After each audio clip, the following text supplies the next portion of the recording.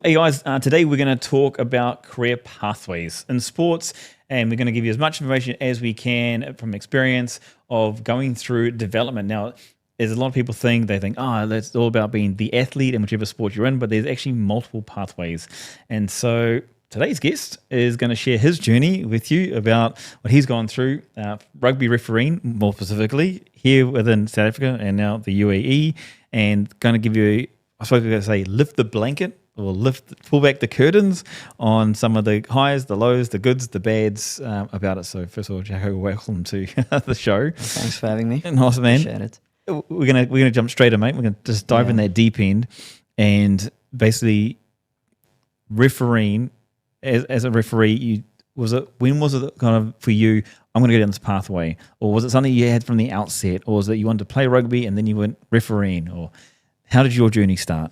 Yeah, so my journey started a lot differently than I think most rugby referees currently is in the business. For me, it started to be obviously from South Africa. Love rugby, rugby mad. If you didn't love rugby, you'd be shot you and would tortured. be at the wrong place, you know. But yeah, I had cancer when I was 3 years old. And why? I only have one kidney. I removed the one and had chemo and radiation for that. And thank God, all good. Yeah. So with us today, so it's been now 31 years now, so all good, all healthy. Awesome. Yeah. Do you Because still have to deal with that now? no, all good. Yeah, cool. All good. Yeah, Awesome. do some tests if I feel something is up, but Yeah. luckily there's nothing been up to that. Well, man. Awesome. Yeah, so then as a little one playing rugby, you know, barefoot in South Africa, and then one day my mom said, "You're not actually allowed to play rugby," and I was like, Oh, really? Didn't understand that. Yeah. So took the 4-hour journey to Cape Town to the doctor so that he can explain to me, because I was not taking that from my parents. Yeah. So he explained to me like a kidney is like a muscle and it gets bigger because it does to its job. And your kidney is not normally that well protected like any other organs. And this is the reason why that I could not play contact sport basically. Okay. Yeah. But obviously rugby mad and primary school, my principal, he was coaching down the 13 boys, and he just said one day to my mom that he should referee because he's always here at the training, he's running around and he knows the laws from whatever he saw that day. So he gave me a whistle, and that gave me also a reason to stay behind after school and be part of the rugby training. Oh, that's awesome. Yeah. That's So yeah, I started at the age of 11. wow. Refereeing under 11 boys, going up, and I was 13 when I refereed the under 13 boys. And then went up to high school, boarding school, just refereeing contact sessions and things like that. And when I was 16, I did my first official law course, can I say, in Southern Western districts. And yeah, from there on, I mean, after that first day that I actually did the course, it was still exams back at high school, and I asked the principal, can we organize a sevens tournament because I would like to referee, you know? Okay. So all by myself and some of my mates, we organized a sevens tournament during the exams, and some of the teachers were not really pleased with me. Yeah. But I want to organize this now because it's more work for them, and you know, it's stressful because they're scared someone gets injured. But I just wanted to ref, you know, and officially with my documents now. So yeah, we had a successful tournament there with sevens, self-organized, refereed all the games myself. Oh, really? Wow. And started to referee then club rugby, and that's how I basically went up in the ranks. Kind in of South that's where the Africa. journey kind of begins, type of thing like that. What is that? Obviously, how long ago was this? So this has been, I'm 33 now, so this has been what? Math dropping me now. Mine's no good email, so don't worry Yeah, about 25 years. 25 years. Yeah. Obviously, so, I mean, just hearing in your voice straight off the bat, the passion you have for the game, first of all, and then to want to ref, because like there's a stigma around how refs get so much stick and how much they're told like it's a lose-lose kind of job in a way, right? Because the calls you kind of make sometimes are like, well, you know, everyone's going to have their opinions and stuff like that.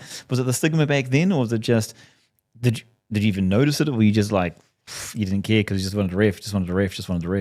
You know, yeah, it's funny, like I always hear people complain about this and that, and my mom, myself, I'm also sometimes you will watch on the telly and you kind of you forget to watch rugby which irritates me. Oh, You watch what the yeah. referee does because that's what you've been doing since day one. Hey there, if you're finding this episode inspiring, you're finding it useful, applicable, we would love you to be part of the community. There's power in community, there's power in numbers.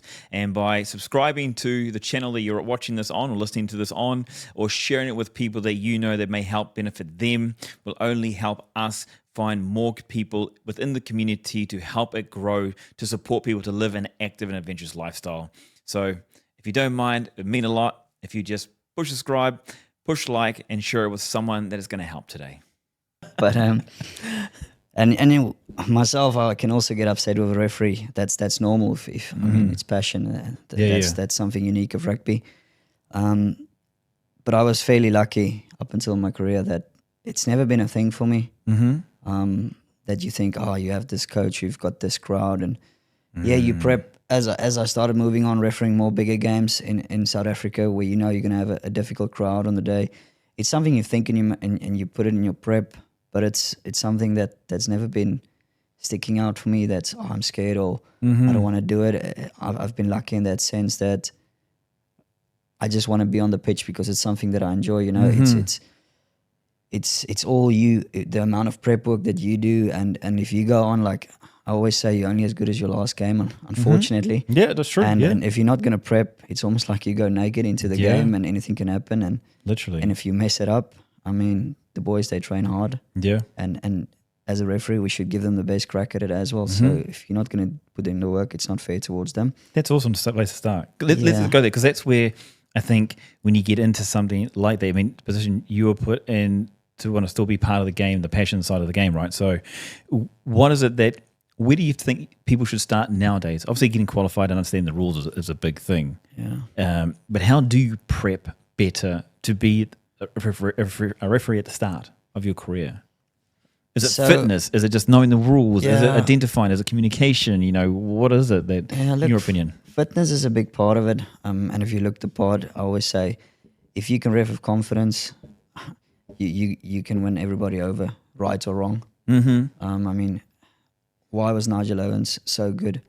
It's his one-liners were great, but I mean, it's just his communication was excellent, and he could get something wrong, but we'll talk him out of it, and everybody will say, "Oh yeah, you know." And then, but it's more than that. It's if you look the part, you're halfway there. But the best thing is to prep what's in front of you. Don't think about you want the final at the end of the season, or especially as young referees. We have so many young referees now, which is excellent. And it's definitely something that we need to talk about. But the young ones, and I remember myself being young as well, I just wanted to ref Currie Cup. I just wanted to be test referee. You know, as an 18-year-old, you think about when you're going to ref your first World Cup game, and it's difficult because obviously we want to go to the highest that you can, but you got to work what is in front of you, your next game. And is it about knowing the teams, or is it about knowing the players, or is it about knowing a situation between the two?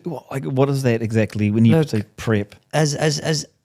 It changes from levels, because I can tell you stories when I was starting and the level that I'm prepping now. It takes a good few hours out of my week before we get onto the pitch, outside training, you know. But yeah, currently it's we can definitely look at teams. Where does teams want to attack? Do they play with the forwards? Do they play with the back line? So you analyze the team itself. Analyzing the team itself. Like, for example, what do they do from lineouts near the try line? What are the lineouts maybe in the middle of the field? You know, so UAE Club Rugby, mostly teams, middle of the pitch lineout, 5-man lineout off the top, and run either with an inside centre, bash it up, or the 8-man in the back line. Yeah, two ball out. But near the try line, you've got certain teams that will line out to maul. I mean, I'm thinking Abu Dhabi Harlequins got this new move from the line out in the front. They played it to the blind side. And as a referee, it's good that you prep these things, because you know where to stand and what to look for. You know, you got to be ahead of the game. That's awesome. So obviously, as a young referee, you're not going to look at all those things. You just want to know 2-3 things. What do they want to do? Do they want quick ball? How do they defend? Where do you need to look at? So that you don't get caught out. Basically, are you going to focus longer at the ruck?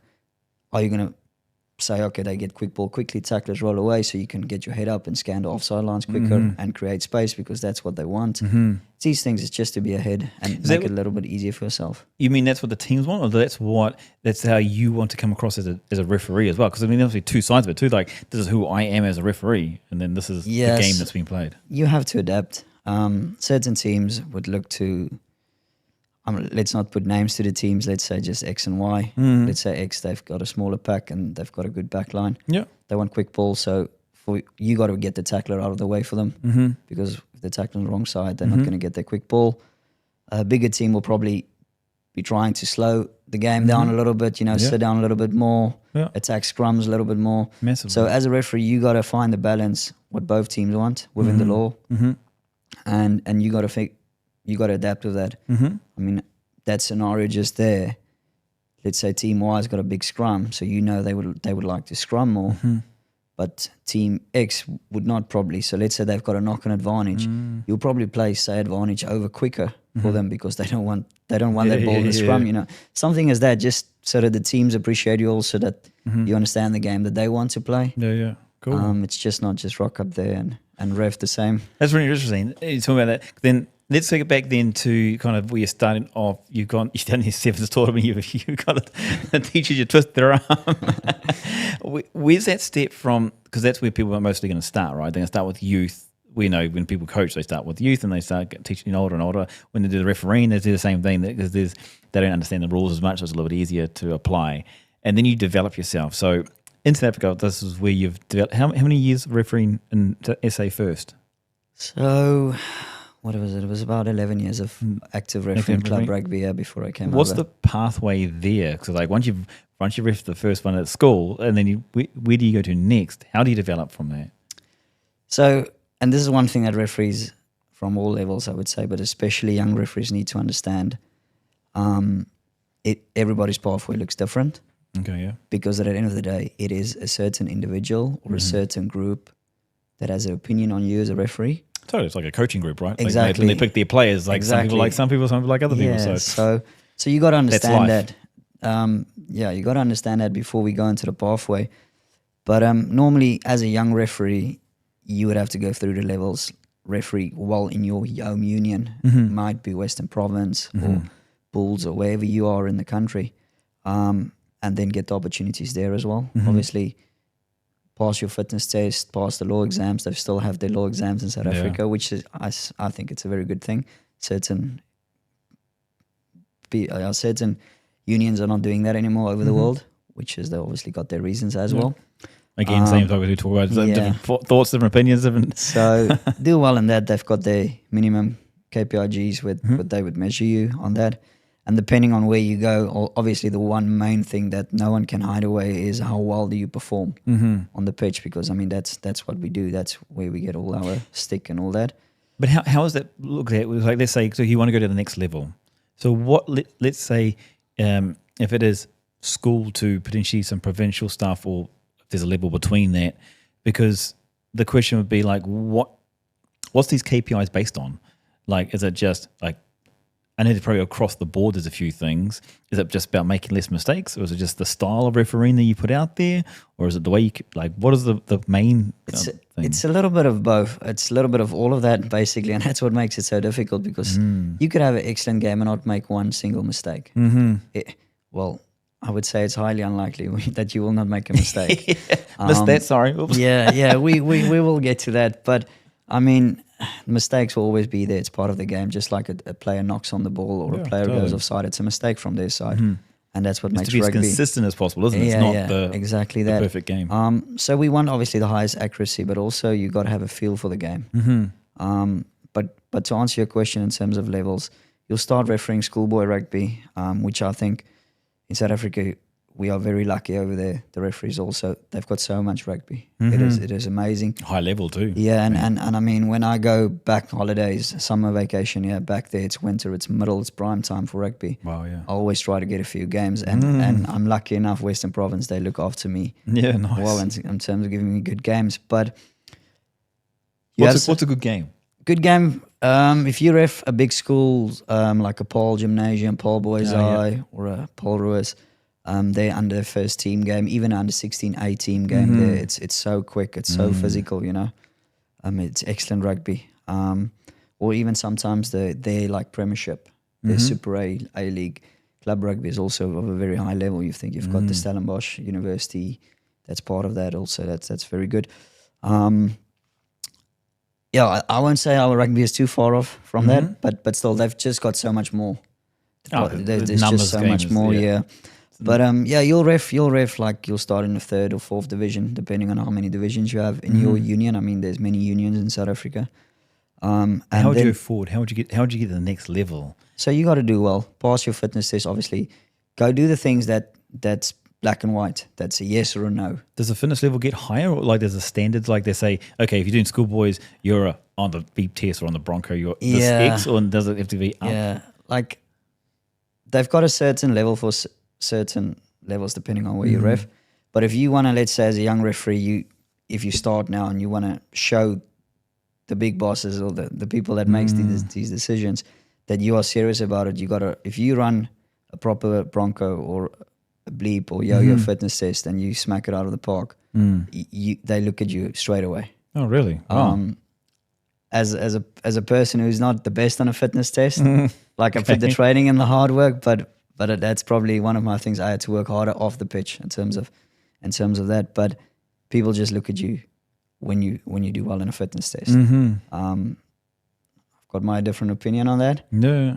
Because at the end of the day, if you're where the ball is and if you don't make the mistakes, that's that's also good. Because I mean, that's what counts at the end of the day. But it is important. Fitness is important, obviously. So that's your first thing. Keep up with the play, right? I mean, that's the first thing you need to keep up with. And obviously the game is changing. We want to have ball in play time so much more now. So we work so much harder now currently from what I've started. I mean, if I look at my old Polar GPS data back in the day, I don't know how reliable that was compared to now.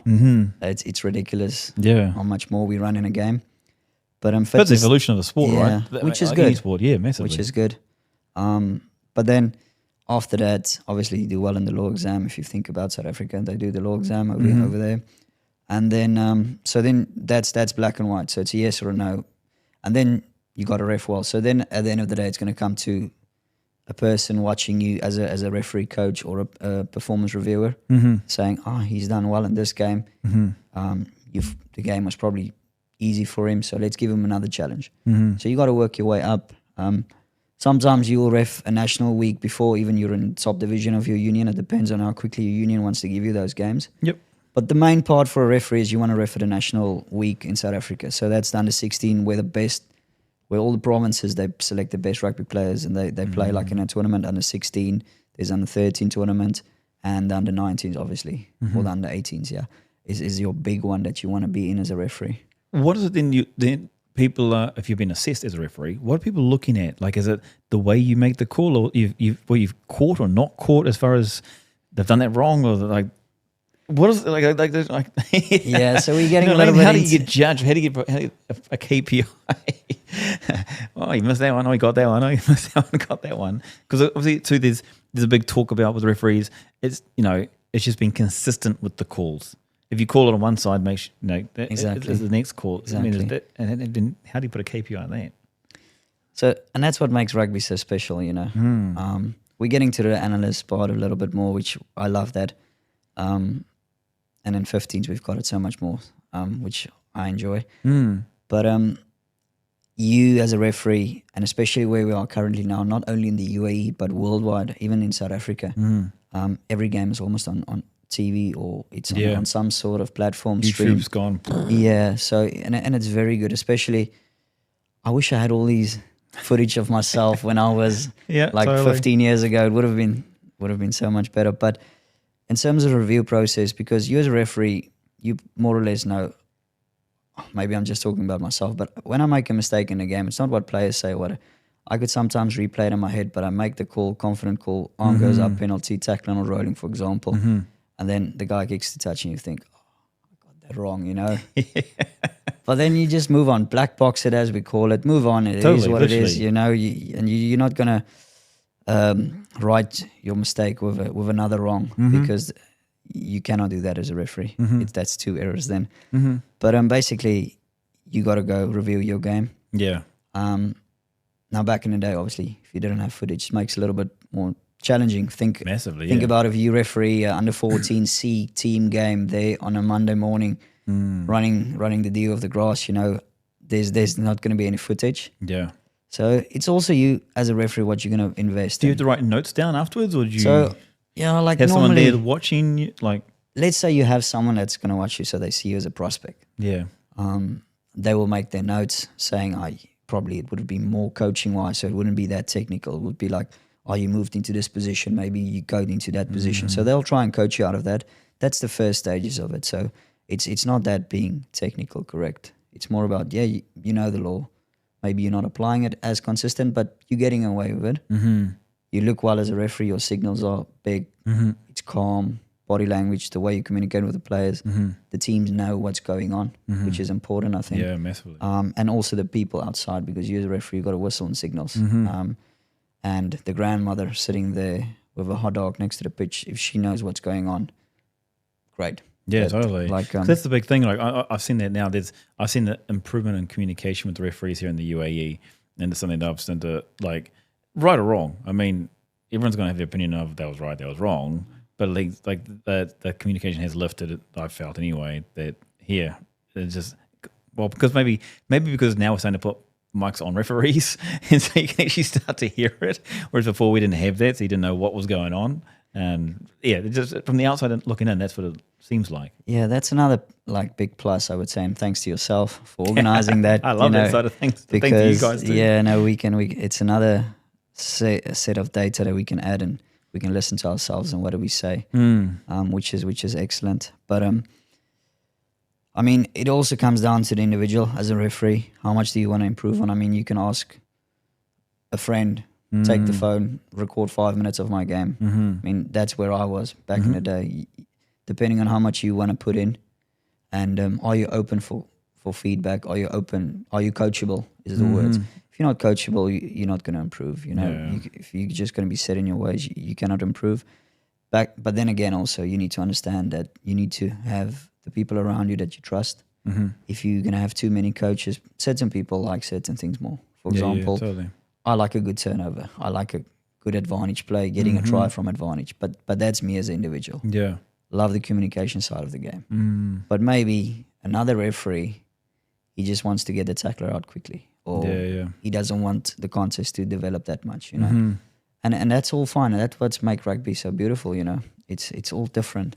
How much of a pre-game, like, you talk with the teams before they play, right? Yeah. So what's the main points that come out there from the referee? I mean, is there a standard? This is the structure. This is what you should at least put these points out, or is it kind of left up to the referee? Well, as a young referee, we try to lead them into a certain direction. We've tried this new system this year in the UAE where all the senior premiership referees will have someone to mentor. So it will be a younger referee or a new referee, and we try to not coach them, but just guide them into a direction. Obviously, myself and someone else in the premiership group will do not totally, but probably most likely something different. Obviously, we as referees, we also run touch, so we get to go into someone else's pre-match talk as well. Yeah. But mainly, it's things that you've picked up in your analysis before the time in the week, saying, okay, maybe we don't really like to call players on their names, but let's say number 7 from Team X, he tends to join from the side of the breakdown. He's very fine on the line. So sometimes when you penalise it, it's not clear and obvious. And we as referees, we want to just penalise clear and obvious. But sometimes the picture is not clear and obvious. Yeah, totally. But if you can have a chat with him before the game, you can say, lad, just to let you know, I've seen this. Just get a little bit more straight, get your hips in from behind, It just tidies up the picture, and he knows already that you've got your eye on him. Yeah, totally. Most likely you're not even going to look at it again. But, but if he does it right, you're like, that's cool, a tick in the box, it's a penalty less. I mean, myself watching rugby, the whistle, it irritates me. Yeah. As a referee, the less is best. Yeah, I mean, the less it goes off, the better. And and that's the main thing. If we can get something in pre-match and say, lads, you're doing this at scrum time, your elbow's not up, loose said, can you just do that for me? There's a big chance that they won't do it in the game. Yeah. So it's a penalty less, and everybody's happy. That's awesome. It's just basically tidying it up. But also you give them the opportunity to ask questions if they, because I think we're getting to that stage in the UAE. It's not only the referees that watches the teams, but I think the teams and the rugby directors also know, we have Jaco this Saturday. He's a headache at the ruck. So just as an example, so I hope they do that. Because it's only you as a rugby director. I think you have to give your team the best chance of success, and that's also a way. What would be the difference then? So like, I'm new to refereeing. I want to get into there. I want to try and there's more pathways. There's more accessibility to do opportunities to ref potentially some international stuff, especially around the Middle East, because the Middle East is still a very developing space as far as 7s or 15s when it comes to rugby, and there is opportunities being presented or available for people. What is it they think people need to be fitness? Like you said, fitness is one thing they work on, but is it just by being involved more with the rugby community or the refereeing community, or is it just putting time in off the park as far as more rules or understanding or hearing or mentorship? Where can people as referees get an advantage, or I don't know if I should say that, but get ahead, I suppose, in this career, in the space? Okay, so I believe in watching rugby is a big part of it, especially the rugby that you're going to ref. If you watch that and you see the pictures almost like you go to bed and it's in your head the whole time, it just makes you a better referee because you're ahead of the game. Yeah. So analyzing and watching the game and think to yourself, what would you have done? Where would you be as a referee? Massively. Just see the picture in front of you. That will obviously put you ahead. And the refereeing part is that you perform, and like we said, you're going to make mistakes and all of that. And yes, we said the old guy sitting next to the pitch, that's your referee coach when you're a youngster. He's going to tell you maybe in terms of positioning, do that better, or blow the whistle harder, or whatever. That might be. But when you move up and you start getting performance reviewers, then the process works like that. If you've got footage, you as a referee, you ref the game, you go home, you go watch it back. Now, then you say every whistle that you blow, you say penalty, so you count the penalties. You say, was it correct? What do you give yourself a rating? Was it a good penalty? Was it not so good? Or maybe was it an error? So the error is you blew the whistle, but it was wrong. So you got to go and be honest with yourself. It's not, maybe that it's right or wrong. Sometimes, yes, you get clips because rugby is a dynamic game. Sometimes you get something, let's discuss it in a group. And that's what we do currently in the UAE. Every Monday, the West Asia Super Rugby referees, we've got a Zoom call for about 2 hours mostly, because Simon, he likes to spend a lot of time on that. But it's amazing. We've been doing it the past 2 seasons, and we get the same picture. So we all we got to put some clips on the Monday, and we watch it and we agree, was it correct or something funny? What are we going to be doing as a group? So we just get the same picture out. And then rugby directors also know we're all going to ref it the same way. Which is good. Which is what you need, right? The continuity. I think that's the biggest thing I know from the crowds and the people on the YouTube. Why is he doing this way? Why is he doing that? Like they're saying there's differences between the referees. And I think that there needs to be differences, to be honest. I think you need to, as a referee, and correct me if I'm wrong, is that there needs to be, like there is as players' personalities. I think there needs to be personalities in referees as well. I mean, just because people also do something differently. I think is that something you consider or you think about? Like definitely, like obviously we don't want robots on the pitch and everybody does the same thing. Well, that's the balance, right? Because people say like, look, if you referee a game well, then you shouldn't be noticed. Exactly. But then the other side of it is that referees are part of the game. So like, how do you stand out then, or how do you improve if everyone's not seen as a referee, you know? And like, it's always great when no one talks about you after the game. That's what we want. It's not always possible. No. But unless you want some headlines. Yeah. But the thing is, it's just certain basic calls. It's got to be the same. You know, certain laws, how we apply it, it's got to be the same. For example, foul play. We try to be one click away, as we say. So, yeah, we all go penalty for the high tackle. Most likely the right call will be yellow card. Yeah. So then we all want to say, yeah, penalty, yellow card, or was it more leaning towards a penalty would have been okay, or it could have been the other way as well. But we want to be like one click away, not someone in the group says penalty only, but someone else says penalty, red card. So how do you agree then? It's just watching so many clips and going over in this scenario, what do we all say and say vote, just trying to shift some minds sometimes. I must say we are very lucky in our group that there's rarely someone except myself that always will say it's a rugby incident, play on, coming from South Africa. But no, jokes aside, we are a tight bond in terms of we're watching so many clips and we get the alignment. And if someone is off, we're not going to say, but you must do it. We get him to see reason in himself, why he needs to be this, because different story.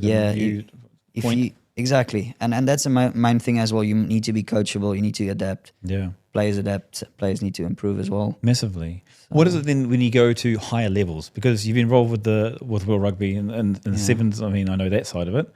Like, what's the difference between that and then say? Yeah, so I can talk a little bit about the sevens and the 15s. I'm doing a World Cup knockout qualifier now in Asia as well. And last year, Asia Championship. Can I ask which one? Say again? Can I ask which one, or is it hush hush? It is. I'm still waiting for the official email. Okay, cool. But it's the first one. That's all.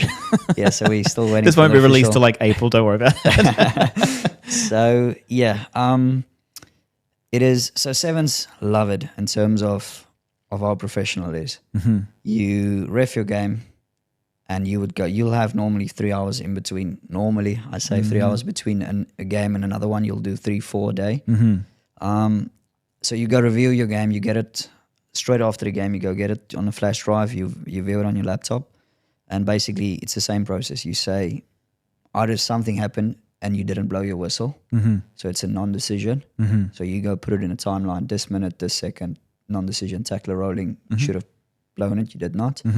You can give a reason, but in sevens it's black or white, which I love. And then same way you blew your whistle, but it was a mistake, or maybe there's something that happened, something funny, and you have a comment, so you just put a C, and then that goes up on AMS, which is a platform that World Rugby uses.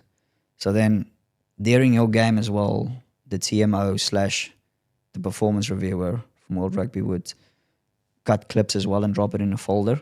Okay, yeah. And then tonight when you get in the hotel, it's up on the system. And then the main thing that they are looking at is the clips that they have cut and sent to you. Did you put it in your review?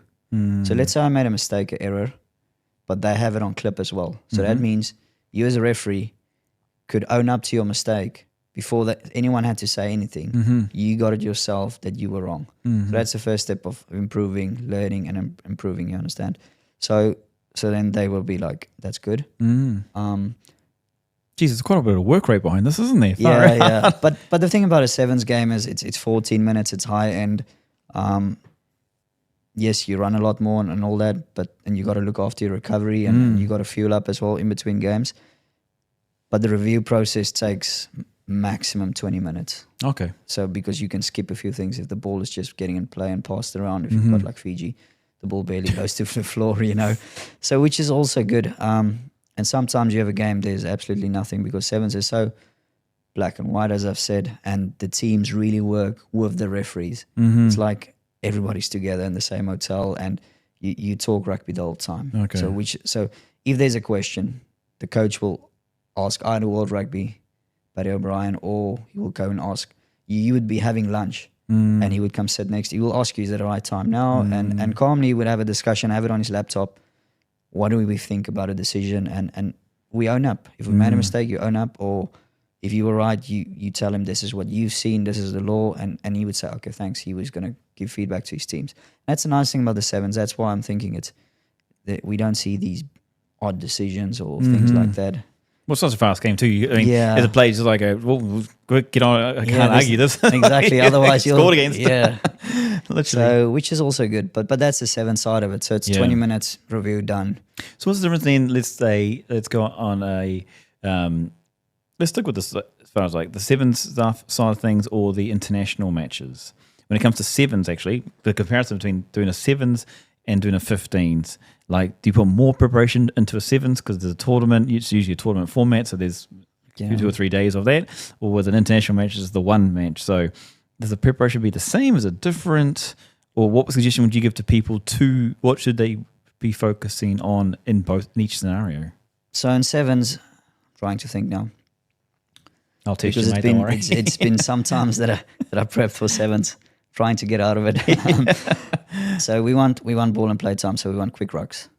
It's got to be super quick. So what picture you're going to look at? It's basic standard pictures that you're going to be looking at.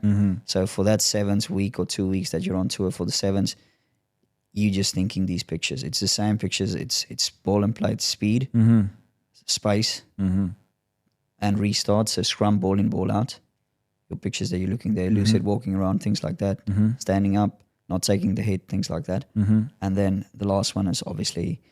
Are you looking for it to quickly to make sure that if anything affects any slower down and play, ping straight away? Yeah, and then the fourth big one is foul play. Deliberate knock on, penalty, yellow card. There's no discussion that high tackle. Just based on that one quickly. Yeah. Is it because of palm down or palm up? So risk versus reward. Okay. Palm up is obviously you give yourself a better chance to get it again.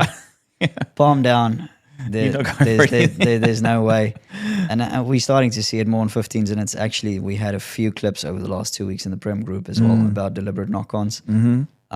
Which one are we going to yellow, which one not? We're thinking about yellowing the one where we have got a 2-on-1 maybe, or which is the ball already went to the outside, it's near the touchline, so there's space for the winger, more speed. If you have that scenario, that should be a yellow card. Do you think there's too much grey area around a lot of rugby rules? Sorry, I got to deviate completely because of there's so much left for interpretation. Like I know there's, and you look on a lot of podcasts that talk about rugby, it's like if it was just clear black and white, this is yellow or this is red or blah blah blah. I mean, what are your thoughts on that one? Just I'm going to ask you a question. Go for it. How boring would that be? I don't know. It's. I don't think in terms of boring because, like, for example, when it comes to the deliberate knock on, I'm actually for it. I mean, I see it as a way of defending. Like you got in the pathway, whatever. Yes, it stopped someone from doing it. So yes, professional foul, whatever. But still, it's like anything. Well, if you made it part of the rules, people want to be complaining about it. No, definitely. You know what I mean? So the other side of it too is like in this case, if it's the knock on, if it was a clear, like, look, if you've touched it with two hands, well, there's no yellow card. But if it's just with one hand, palm down, for example, and this is the example, then cool. I think it's because that's where a lot of the discussions come out with is the uncertainty of the clarity behind a rule. And I'm talking about rugby. Yeah, you know what I mean? Which there's beautiful parts to both of it. Yeah. Like for me, I'm a little bit on the fence with this. That's why I ask you the question. Because, sometimes I feel, we've got these new laws, and I don't even know how many people know about this.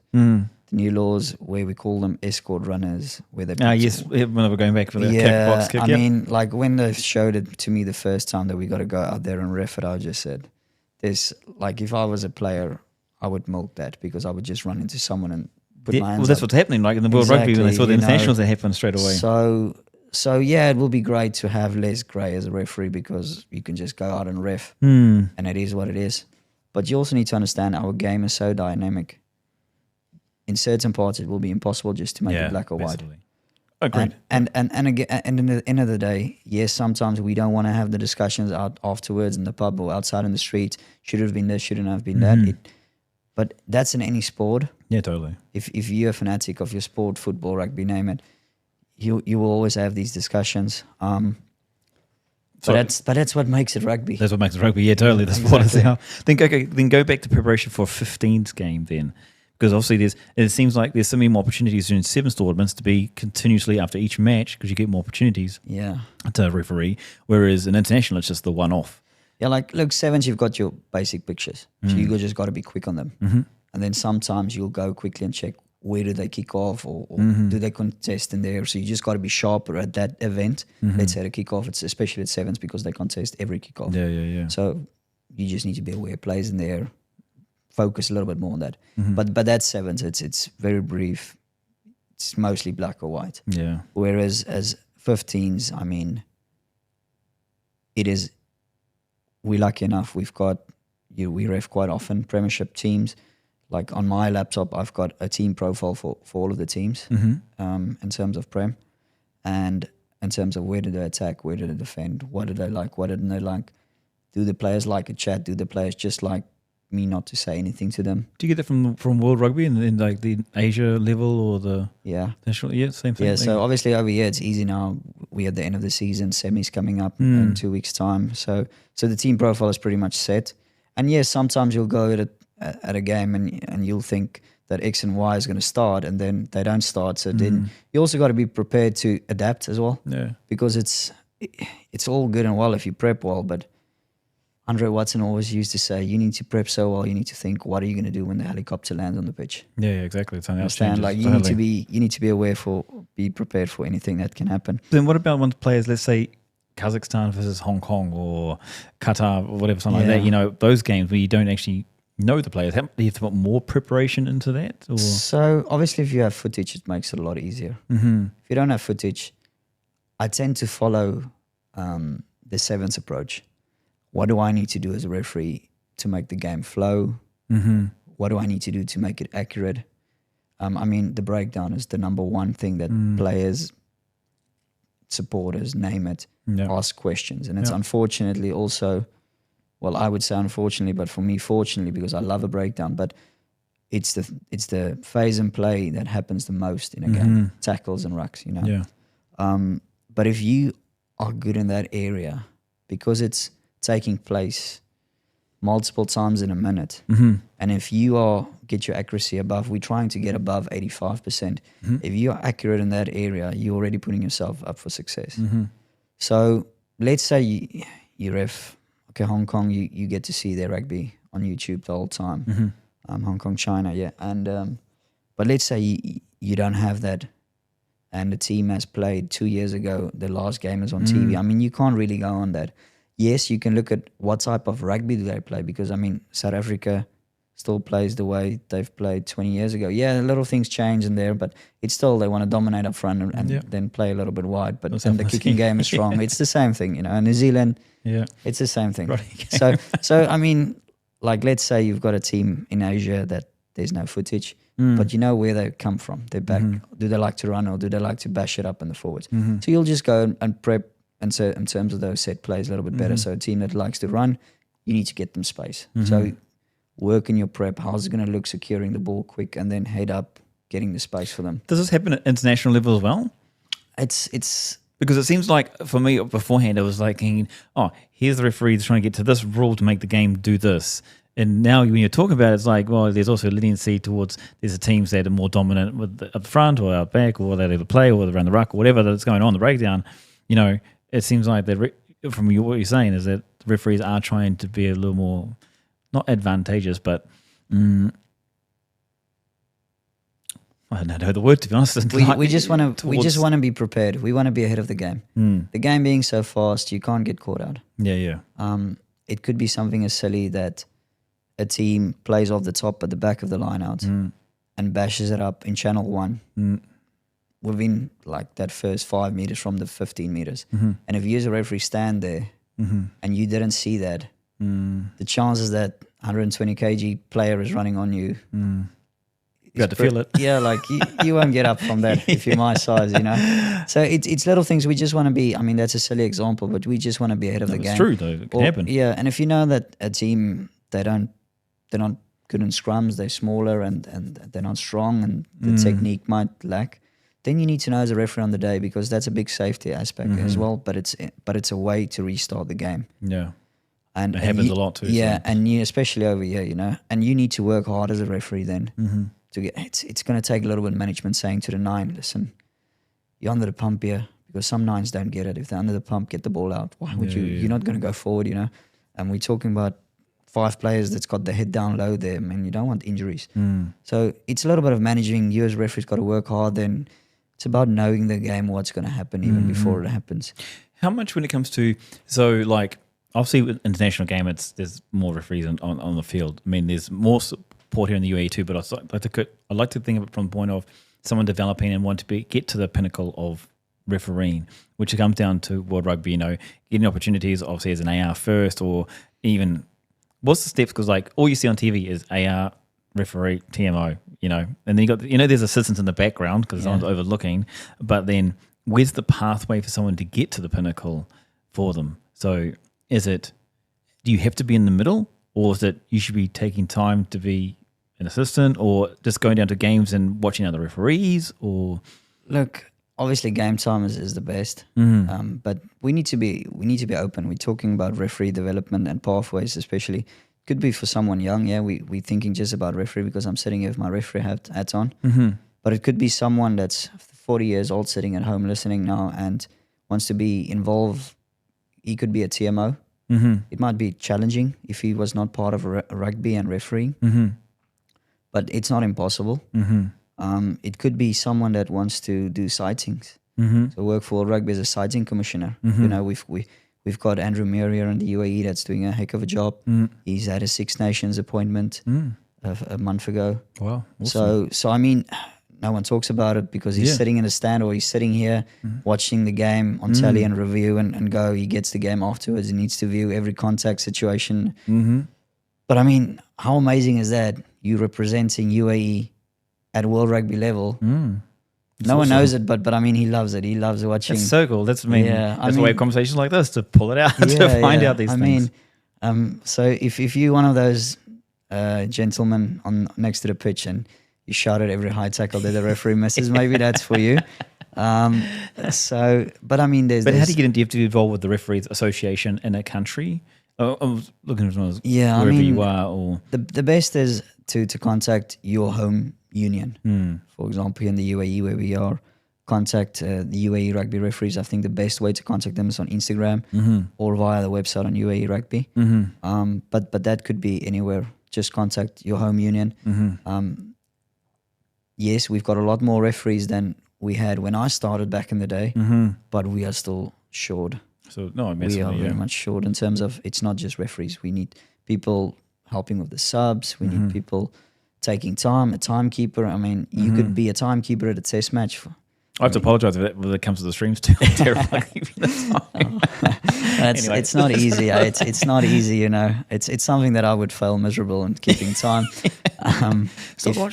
Like as a referee, obviously in the middle, so you're used to it. But I mean, there's so many possibilities in terms of that. I mean, you can coach match officials, and that's something that I want to push a little bit in our own society. It's not something that I've mentioned yet, but we focus on referee coaches. And so, by the way, we are very short on referee coaches. We need more referee coaches. I'm just thinking we've got so many new referees, young referees that we don't get to see, and they just continue with the old ways. No one is telling them, and I think we're missing an opportunity there. And we're sitting in this mecca of we've got Dubai Sevens, and we get 100 referees in from other countries during Dubai Sevens, and it creates exchanges that we can go wherever in the world to go referee as well, which is an amazing development opportunity. And now, since we've got the new young referees, we need these referee coaches. But something that I want to push on is it doesn't have to be just a referee coach or someone that understands the game that needs to coach a referee, know the laws. I want someone just to come watch someone's body language on a pitch or listen in how is he communicating with the players, especially now since we've got the RefCom on. So thanks for that. I mean, because you can get these coaches, and it could be someone just wants to have a good watch of rugby, enjoy it on a Saturday, but just watch the referee's body language, because I mean, we are not experts.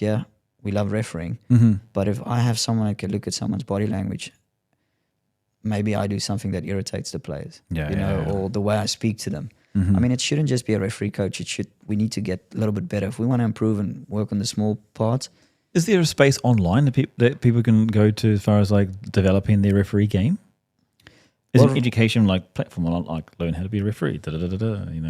There is. You can go onto World Rugby website. There's plenty of courses that you can do, and when we do level 1 and level 2, there's a super week coming up in, I think in May, first weekend in May, if I've got my dates right, that UAE is presenting, where there's a level 1 referees for, it's like your start. That's where you start as a referee. You do a little bit of whistle, signals, how to prep for a small game.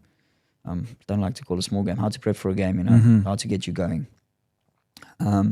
Because every game's a big game. You think of it because you like exactly what you said. Yeah, like exactly. you're only as good as your last game. So at least, geez, if you want to get better, then you got to keep getting better. Yeah, even small games. And I mean, even those under 7 boys, they go to training every day of the week, and for them it's a massive, Yeah, totally, literally. And we should treat it that way as well as referees. Like, doesn't matter if you come from a World Rugby game and you come and just help out on a Saturday morning. It's not just a walk-in. You got to be your best. So yeah. Let me ask you about then when it gets to positions in a match and it gets close to the end, the last 10 minutes, and all of a sudden there's only a 3-point difference or 1-point difference. And I feel like I've seen this. I don't know if it's a good thing or bad thing, but then obviously the mindset changes from the referee as well, because we're human. I mean, literally it's like, oh, better pay more attention. Is it trained to, or is a referee trained to just be more diligent? I mean, even though they should be diligent throughout the 80 minutes anyway, or is it literally try and be like use the whistle less? Like, is there a trained mindset here with the referees? So I've learned this the hard way, and again, it's someone's opinion. Someone might listen and say, "I don't agree with him there." Oh, someone definitely will, but but don't worry about their opinions. But it's about not refereeing grey. Okay. It's about not blowing the penalty. If someone sits in the stands, Mm-hmm. it could be your grandmother, she's just there to watch the kids. But she hears the whistle and she's like, for what was that? Mm-hmm. You don't want to blow that penalty. You understand? So you get more clear and obvious? You want to get the clear and obvious ones. And I mean, I can recall from a game a few weeks back where it was 1 point or something in it. You really don't want to ref the grey because you can always have discussions on it. Open up a whole can of worms. Look, the only thing is, if it happens in the first 10 minutes of the game, you can just walk past the player and say, you went off your feet there, don't do that. No one will even recall that because it's... But in a moment that doesn't matter. So, but let's say it's like, it doesn't really have an effect, but he's going off his feet. You could penalise it according to law, but what are you gaining from it? You understand? You're stopping the game and you're putting yourself up, especially players go off their feet because it's a dynamic collision on the floor. People will go off their feet. We don't want 40 penalties in the game. So now we're getting to that last 5 minutes of the game. The game is all square or there's a 1-pointer in it. But you as a referee know now the coach that's trailing, he will put a magnifying glass on that because it's an easy one for him. It's like, oh, the player goes off his feet, but does it really have an effect? You as a referee don't want to ref that. Totally, because then you start dictating who's going to win and who doesn't. Like, and yes, it's probably wrong as a referee because it is a penalty, but do we really want to go and ref that? I mean, that's like just picking a penalty. You did it throughout the whole 80 minutes, couldn't you? Just go like bam, bam, bam, and that's what you hear. But you let it go for the whole game, and now all of a sudden you want to ref it. That's also not right. So you want that one where a tackler is not rolling or someone steals the ball with a hand on the floor and there was no isolated situation. So the turnover wasn't really on, but now you've got a turnover, or tackler doesn't release. That's clear. It's easy to see for even grandmother in the stands. That's the penalty that you'll get. Well, that's where the consistency comes from as well, right? Yeah. And that's what I feel like if you're going to be a good referee, that's, again, it's personal opinion, but it's just about that consistency throughout the 80. Yeah. I mean, is that how you see it? Does other people see it? Or For me, yes. But sometimes, like I said, sometimes there would be something, a little side entry. But there was no one to steal the ball. There was, so you can go below the penalty. But you as a referee then, because on my review, I would have to say non-decision. Okay, yeah. Because, yeah. Right. But then also I can walk to the next line out and just tap the guy and say, at that previous breakdown, you were from the side, just work on your entry. Watch maybe. That part. And players appreciate the chat then because they know what you're looking at. That's why I like the new rule with the non-contesting the line out.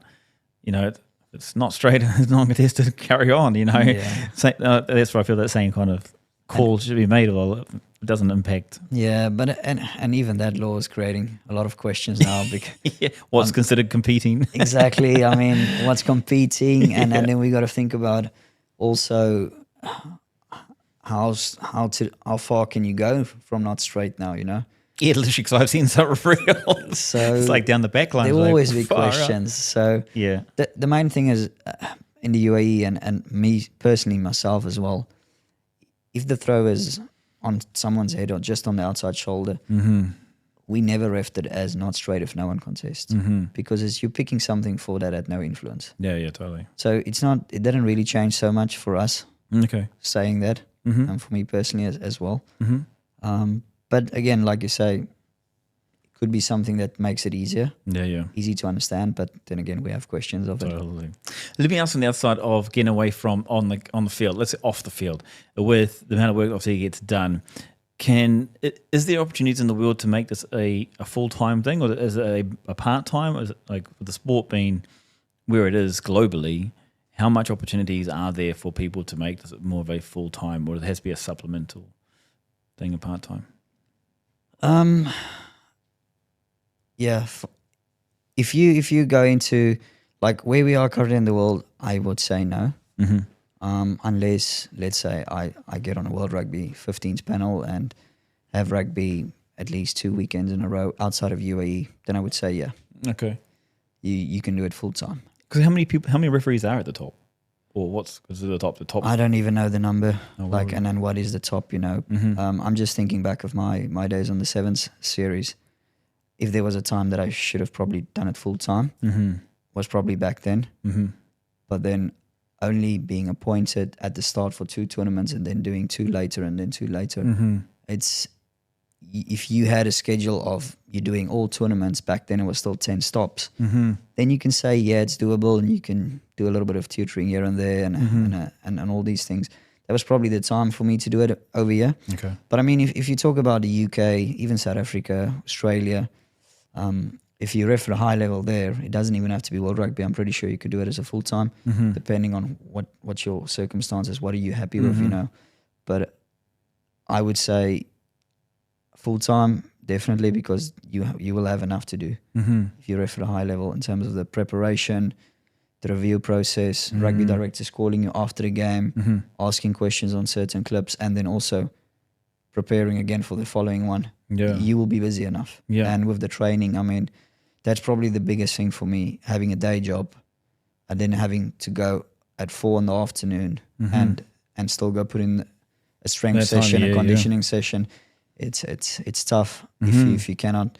So if it's ideal, athletes go through as well, right? Athletes go through the amateur levels to get to the professional levels, and there's extra time in. So yeah, obviously, if you can make it work, I would say try if you can get the support from your structure. It's definitely, there's enough to do. If you reach a certain level, you would be busy. Because it seems like the sport keeps growing and growing, which is great. Exactly. Especially here in the Middle East and the Asia region, there's more and more tournaments happening, and especially for the youth as well. I mean, I see a lot more youth. Well, this feels like there's a lot more youth tournaments happening, and it will create a bigger pathway for more players into the larger, the adult or the professional side of it. What is it then with the referee side of things? Because obviously people do it for passion to start with. Obviously, it's nice to get covered. The reality of it, though, is that money is there to just cover the expenses. It's not like you go there like, oh, right, made a whole lot of money here, let me go invest that in some stocks. No.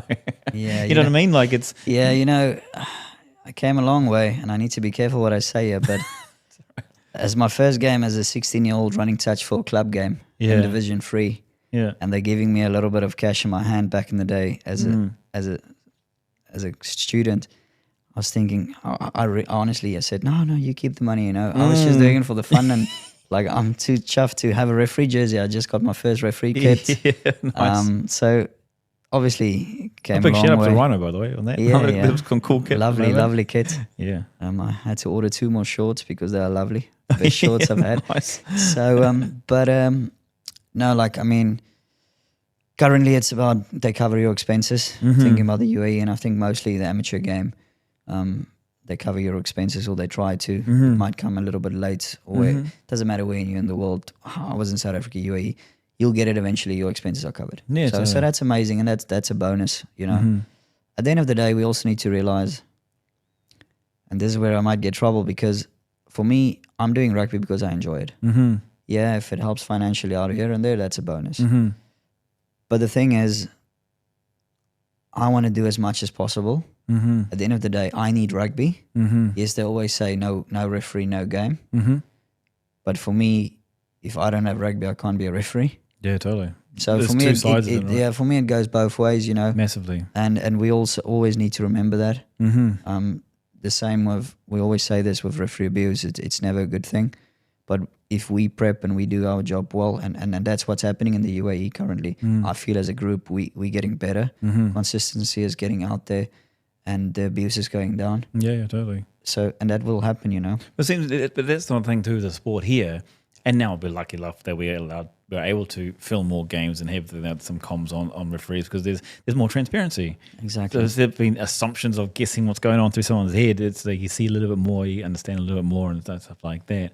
Then, if it's a growth factor for the game, and it's going to continue to grow from the referee's point of view, like the referees, the numbers seem like they've grown in the last couple of years, especially. Is that right?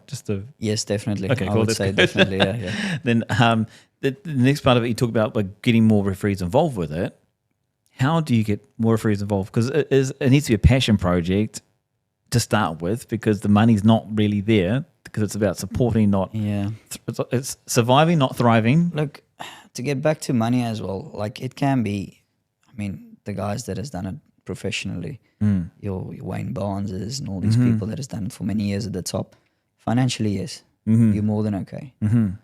Compared to what a player gets, we're still far behind, but you are more than okay if you're a referee, So let's just get that out. You can make this a career, but if you start, especially as a youngster, and having that in the back of your mind, you're not doing it for the right reasons, I'm thinking. Totally. Like, that's a bonus. That's why I get into fitness, mate. You don't get into fitness for the money, you get it for lifestyle. Yeah, exactly, But the thing is, to answer your question there is, I always find that if we get a youngster, if there's someone young refereeing and making, and going up, and we've got this great community, rugby community in the UAE especially, that we've got many podcasts, we've got the Yalla news that feeds back about rugby. Yeah, massive. It's social Awesome. media Alex is massive, Yep. That is, young students want to see, if they see someone young referee, they say, oh, I can also do that. Massively, yeah. And then you get someone like, we've got a young Jack Taylor now, Yeah. he's got so much potential. And because of him, we've got other youngsters now also wants to join, Because there's another young, Jack, I saw on the Sharjah Division 2 semi-final. There's another one who just actually went to Australia, back to university. Oh, Braden Hudson, yeah. Yeah, he's on the young fellow as well, isn't he? Yeah, so he's a young one, yeah. And Braden, he's He looked a bit older than I thought he was. Yeah, yeah, no, his days are younger. Like, yeah, what? He looks like 24. Yeah, he's 19. He's a tall boy. Yeah. His head is in the right place. He went back to Australia. I'm sad to let him to see him go, because he was kind of the reason why I started to get back to training and full fitness and say, no, I can't be slacking here, Yeah. I'm not going to. He was like, to be fair, like he stood out as a referee, definitely. because he was, like you see, he was just, I don't know, his focus looked a lot more. He was just very much about it looked very much not a job. That's not the wrong way to put it. But he was amped. He was pumped to get on that field and to referee the game. And the way he communicate, I was really like impressed. I was like, geez, hello, he's just young. He's a proper Australian referee. Literally, you know what I mean? Like, but he's Australian, is he? Yes. Okay, well, that's where it comes from. Because I don't know if his dad will like it, but he's half. I know his mom is a Kiwi. But and that's why I said to his dad, that's why he'll be a great referee, is half Kiwi. Oh, mate. Because it was just like, he's got the sports mentality as an athlete they just go 100% of what they're doing. Yeah. And then like you said, like Jack Taylor, another young one there as well, and seeing what he was doing. Like when I didn't actually know he was 18. I thought he was a little bit older. I mean, I've known about Jack, seen him around for a while, but like to have players, referees like that coming through. It's very good. And there's more coming. There's more in the pipeline. And we've got a few in Abu Dhabi as well that signed up for level 1 course. Very cool. So we just need to develop. Like, I would love us to have more referee coaches. Like, you don't have to be ex-referee or anything. We just need you to come as a referee coach. Really, we're losing opportunities. But Braden, he's in Australia for uni. I said to him, I think it's sad to see him go, but it was the best for him.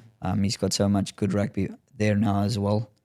and yeah, you'll develop from there. So With rugby too, and being referees, like, I don't want to push people away from the UAE refereeing, but like the UK, Australia, New Zealand, South Africa, you know, you're from South Africa. Things must have changed in the last 20 years, obviously, with refereeing happening now. In New Zealand, like, there's a lot of Kiwis here that play the game, but then they go to New Zealand and they're way behind the ball. They didn't realize, like, here, a big fish in a small pond. Yeah. Go to New Zealand, and, well, you're a small fish in a big pond type of thing. look, let's just first, because like you said, we don't want people away from the UAE rugby in terms of referees. I can only speak of facts. I refereed a good 10 years in South Africa, I would say. A little bit longer than 10 years before I came over here. And when I left there, because of other reasons, I was like, I'm done with rugby. I'm coming here now to save up for Until mum put the whistle in the boots, in the bag. Yeah. So I came here to head on, save money, go back home, buy a house. That's that kind of thing, you know? Yeah. And it's 9 years later, I'm still here. But long story short, I was here 6 months. I had to start at the bottom. Yeah. Herman Frankfurt, back in the day, he was still the referee manager. He made me start at Division 2, I think, or the Golden Oldies, the Vets. Okay. I had to ref that, you know. And coming from South Africa refereeing, I think when I came here over, I had 97 premiership games at my home union. Oh, geez. So well experienced, coming from big crowds, you get 20,000 people on a game, and a community game, you know. Yeah. Coming to this, few people having a few shot people at, you know, but it made me fall in love again from the start with rugby. And I had to work my way up, and they didn't make it easy, you know. Oh, yeah. Like, they kept me to a fitness test. They kept me to all the basic standards, which was great, you know. Yeah. And It looking, was a small thing to count, right? Yeah, So that's the side of it. and when I look back at it, I think that's probably the best thing that ever happened to me. And that's why I would be forever thankful. Well, laid foundations. For the UAE and those people involved. And then, I mean, what was it now? I'm going to Singapore next weekend. It's now 8 years lost. Yeah. So I was a few months in the UAE. Let's say it was about 8 months. And then I got the opportunity to go to the Singapore Sevens and be assistant referee. Very cool. I mean, and I didn't have that opportunity in South Africa. Yes, I was refereeing weekend and out, and I was doing the big games, and I just never got the breakthrough that I knew I would deserved, if I can say that.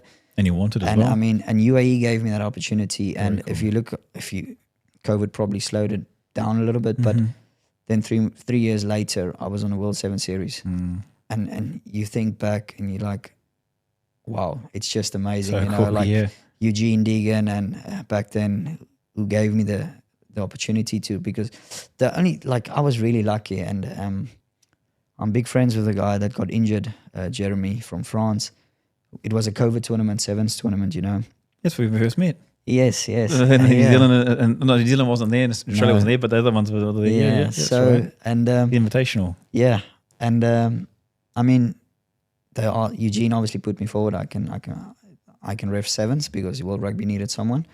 And the guy that he called me a week before the tournament, he said, just do foul play. Like, he was thinking, he obviously thought I'll be okay, but not thereabouts, you know? Yeah. And obviously, knowing myself and backing with the experience that I've had, I had a very good tournament and got more appointments and bigger games during the first weekend and the second weekend.